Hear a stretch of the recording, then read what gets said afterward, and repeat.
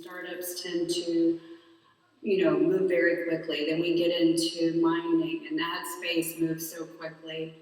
Insurance is already the last consideration for most people. And then we get into mining.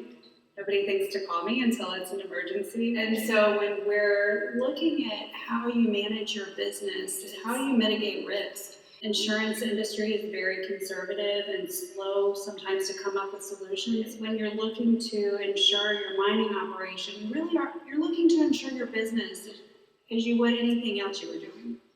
Those basic risk mitigation strategies that you would have that aren't necessarily insurance, but just thinking about, like, where is the equipment located? What do I need to insure? What kind of risk am I willing to take on?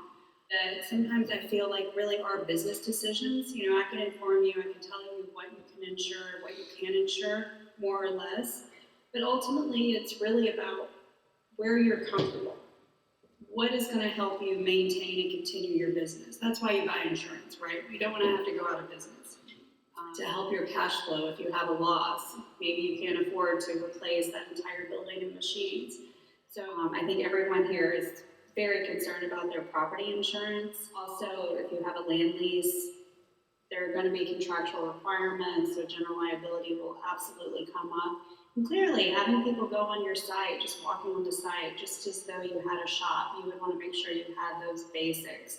Anytime insurers hear these buzzwords, right? So crypto, Bitcoin, they get nervous. And so we need to make sure we're dealing with the right partners in insurance who are interested in understanding this space and see that it really isn't that complicated. It's just a matter of learning